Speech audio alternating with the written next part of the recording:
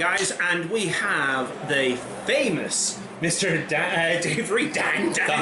Obviously so famous The that you've got money. Right, we're here at Sanctuary. You've come all the way down for a tournament, and I managed to get a few minutes from you. How are you getting on the tournament, by the way? Not so great. This one, no, I'm having a bit of a nightmare. Right, we'll cut that there. We're not going to. He's brilliant, totally brilliant. One win, 1 draw, and 2 losses at the moment. So, welcome to the Great British Hobbit League's Deadliest Tournament Army, and you're famous for your watches of Karna. Hey, David! Yeah, I mean, it's not just watches of Karna, like that sort of metal Harad army full of the Harad infantry, the Bracken Guard, the Serpent Guards, the Watchers. Right. It's usually a Wraith on a fell beast. Of course. You've actually done extremely well with them. Okay, you're top table. Yeah, you're a fantastic player, without doubt. Very knowledgeable. I'm not trying to build you up beyond what you are. You are a very good player. I'll point out I'm not using them this weekend. Based on those other results. Notice we don't have any models to show. Anyway, beside the point, what made you think about that army in the first place? What got you into using that army? Essentially, it stems back to the Lord of the Rings GT days, but I used to bring one good army, one evil army. Right. We still kind of run that for our tournament still on, but the Wood Elves were sort of my first army, and the army that I enjoyed using. I think the first GT I went to took an Isengard army, did pretty poorly with that, wasn't really so into it, and I thought I'd like an army that kind of plays a little bit like Wood Elves. And at that time the Bracken Guard came out, and they don't play so much like Wood Elves, but you can take Harad Archers obviously. Tom Harrison! Everyone wave! Boo! Boo that man. He's cool. What? He's charming. And the Bracken Guard models I thought were really cool. Like they weren't quite off before they got stats. I was like, those models are awesome. I want to buy a lot of those. Yeah. It's probably still quite new in the game at that point, so I wasn't really thinking too competitively. Like I did want another evil army because I didn't really fancy the Isengard so much. I thought they're cool models. What will I take with them? At that point, there wasn't a real. Watches of Karna were around, but like they were only defense free back then. Right. Before my time. Yeah, they were defense free originally, and then I think in the source books they got bumped up to defense 4. Right. If I remember correctly, but I bought all of the plastics. Obviously, it's quite expensive to buy the Brackens, and I had 24 of them. I think the army that I was running at the time was on like 24 Bracken, or 22 Bracken maybe, 22 Spearmen, 22 Watchers.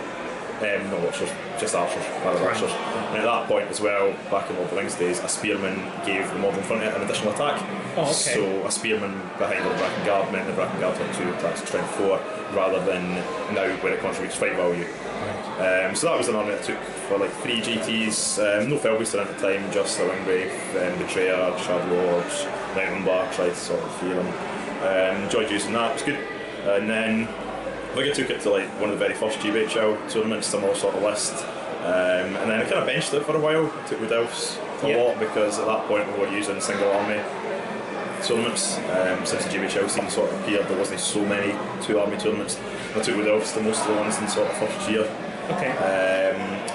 And then another couple of dual army tournaments started cropping back up. There's one Mansfield with Dan Birdpet on this tournament. Okay. Ran, and I wanted to take an evil army again, and I had the Harads, and then I bought all the Watchers, and I just hadn't painted them.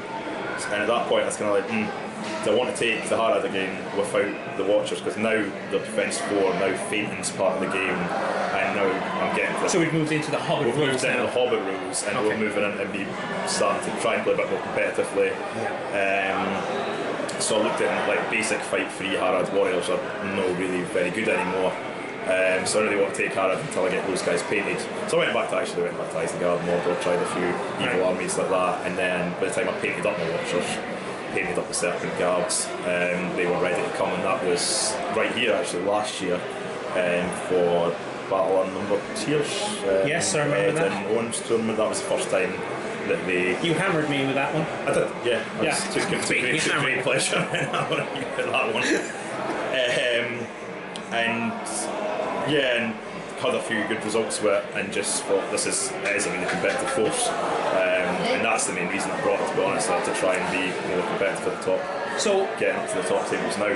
So it didn't really start off that way originally when I bought them, but it's kind of developed with your yeah. style and stuff. Okay, so tell me, what army does that army fear the most? I mean, there's a few. Like I think the shooting is, you don't really rely too much on shooting as a Harad player. Actually, I find like the Watchers having bows is a good to threaten people. Yeah. And sometimes you play a scenario where you can sit in a 12-inch line, your opponent comes to you, they don't really have any bows, and you can shoot away. That's nice. Yeah. But they actually suffer quite greatly for enemy shooting unless you're playing a high points value enough game where you can bring a Shardlord. Ah, yes. And because he can't lead Harad, he's my second Wraith on a Felbeast, so he comes in at about 800 points, 700 maybe. Okay. Usually Night Umbars in general, he sits in a Felbeast, but then you're quite weak against enemy shooting. Crossbows, for one, a nightmare. So Urkai crossbows. Yeah, Urkai crossbows, hitting on fours, wounded on fours. If you play them in a scenario where you have to go to them, yeah, they'll shoot you up before you get there. Yeah. Wood Elves with Galadriel, like Castaway Light, or even Gandalf, I suppose, but you usually see Galadriel in a pure Wood Elf list. If they can outshoot you as well. If you can get up close to them, they're quite squishy, the Wood Elves, but the Harad are also squishy. That's the thing. Like, and I learned after playing Wood Elves for a while that, like, the low defence, it can be a problem. Sometimes you obviously try and mitigate it, and the fact that you've got fight 4, 2 attacks, strength 4 on your backends, poison on your spears, for the serpent guards, you're backing up Watchers, so fight 4 you then feint to retain the fight 4 on the serpent guards, so you're getting a lot of combat this guy power full of there. Information, this is amazing.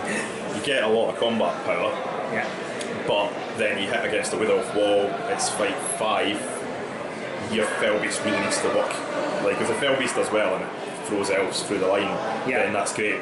But if they have enough turns with Legolas, maybe can shut down the Night Umbar, or if they've got Galadriel and you haven't used will to resist spells, and maybe you get the odd fail. And even the fact that just the basic elves are fight 5, sometimes the Felbeast, you maybe need to spend a point of might on a heroic strike because there's a guard of the Galadriel coat that's came in and backed up against you. So Wood Elves can be a struggle unless the Felbeasts work. If you put 2 Felbeasts on either side of the Wood Elf line and throw down the line, then Wood Elf's a lesser struggle. But Isengard, heavy shooting Isengard in a scenario where you have to go towards it, probably tips them as the.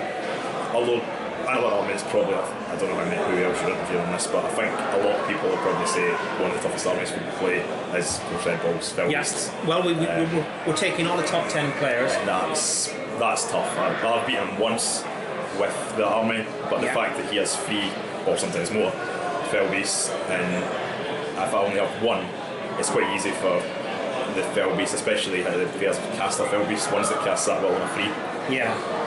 It's quite easy for him to take 170 points out of my game. I lose my Night Umbar because he's sat just repeatedly at Wilden, and I'm playing 170 points down. So that's, unless you can get into his Felbeast very quick and knock him off, then that's the one time I beat him when we pretty much set up almost in combat, and I knocked him off his Felbeast. 2 of these 3 Felbeasts got knocked off by my 1. Yes. And then I did beat him there because Ringmason and Ground was so scary. You did that on a barge, didn't you? Yeah, barged them off. Just surround them with that was some in water. Preston. In Preston, yeah. Yes, I remember Preston. I did, yeah. Then I attempted to do that to you, and then botched my dice and. Well, wasn't that the time when I smashed your army? You did absolutely smash my army in that with Uruk-hai crossbows. So again, that's something that indeed. I said is a bit of a problem for the army. So scenario-wise, what's the worst scenario for that army? I mean, it differs against it's opponents. It's pretty versatile, really. Worst scenario? Are we talking just rulebook 6 or like customing ones like that as well? Throw in the customs if you want. We'll give a quick explanation of what the customs are. Go for rulebook 6. 2 deaths, pretty strong. I like to fit in a banner, which gives you that extra 2 victory points if I'm playing higher points than 500. So 2 deaths quite good unless you do come up against one of those problem lists. It's quite good in hold ground and stuff like that as well. I mean, you can. I find in old ground you just have to stop them for getting there, and if you can get a few guys, I'll usually take maybe a couple of Serpent Riders or a couple of Fellwarks sometimes dropped in there. What scenario do you worry about the most? It's a struggle to think on it. I don't really like. There's the Desolation of Smaug one, where you've got to get your general off the board. Blockade. Blockade. Yeah. Like that's fine But you would think it's okay because you've got a ring knife and a fell beast, but quite often you play against someone else with a ring knife and a fell beast, and just say like that will is an issue. We did have a draw in that. We did have a draw in that. You were, yeah. I think, maybe 2 or 3 goal points away if there's that will in me. Yeah. So can be a struggle, or even a lot of shooting because you've got to go towards it. Yeah. A loader of Indale Knights just shoot away until he dies. That's can be a bit of a problem. What about Lords of Battle? Do you find that Lords of problematic? Battle, it depends what you face. I feel like the scenarios. I think the army's really good at pretty much all of the scenarios. It's more what you play against. I've never really found, I'm really dreading this one scenario. It's more I'm dreading playing that guy in that scenario. Yeah. Where you get the problem at the wrong time. So no, I think the scenario is really it's solid enough to deal with pretty much anything scenario-wise. Right. It's not the fastest, but the Fell Beast can probably, like in a Sea Surprise or something like that. In a Sea Surprise, you start 12 inches, you move once, and then there's then a heroic move off usually to get on the prize. So if you played all Cav and Sea Surprise and they get on it and they get the first turn, it could be a wee bit of an issue, but the Fell Beast could probably go and hunt down the guy with the prize. So. Well, listen, Dave, thanks very much for coming on. Yeah, really appreciate it. Again, as I said, guys, this whole video aspect is about the top 10, top 15 best players in the Great British Hobbit League, and Dave, you're definitely ranked as one of them. Yeah, it was thanks for coming on. last year, so hopefully it's informative. Hopefully, you guys that are watching it, but also, a bit of stuff. Dave is a TO for the Stirling. The Stirling is still in Shire. We're back on in November this year. Definitely looking forward to that. It's like a lot of people saying that, which is good. You never use that army as the Ringer army, do you? No, well, I've not really actually had to play as a ringer. The first year we ran it, I played in the tournament as a competitor, and the 2 years after that we've had even numbers. So, but no, I think last year I was going to take Harad as a ringer army last year, but it would have been Women McKill and just some warriors and sword and the more fun side of the Harad army. Well, listen, Dave, thanks very much. Appreciate you coming on. No, cheers for having me. Thank you.